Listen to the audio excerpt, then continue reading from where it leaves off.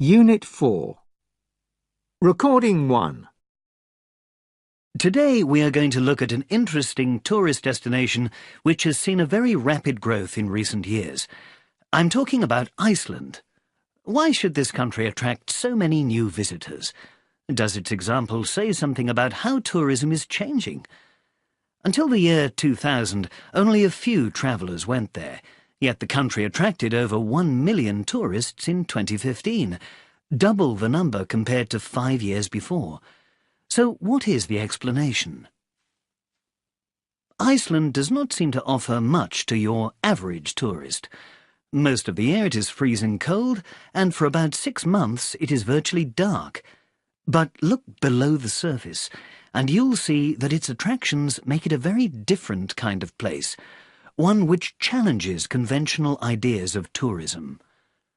Here there are no beaches or chain hotels, and little or no skiing. There are few places of historical interest, few, if any, monuments, and no green spaces. Over 60% of the country is in fact wasteland. So you might think that its attractions would only appeal to the outdoors person who likes trekking or mountaineering, but you'd be wrong. All kinds of people come here. My theory is that Iceland's landscape is so different that people become seduced by it. The beauty of its amazing waterfalls, mountains and fjords take your breath away, while the hot springs relax you at the end of the day. You feel pure there, and that feeling is addictive. There is another important aspect to consider. The tourists who come here do not need the convenience of a 5-star hotel and everything included. They are willing to tolerate some discomfort for the pleasure of visiting this unique island.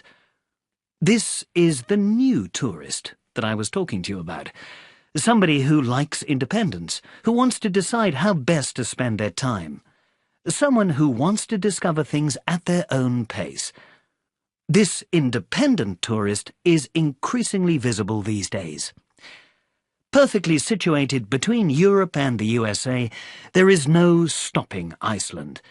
There is only one big problem for the country. Demand is increasing at such a pace that hotels cannot be built fast enough. As it is, in July and August, it is hard to find a free hotel room. As tourist infrastructure improves, the danger is that the Icelandic people will damage their one major asset, their pristine landscapes. New roads and tunnels are already having a negative impact. We can only hope that this harm is minimized, and Iceland continues to offer the stunning locations that have made it the #1 choice for so many travelers in recent times.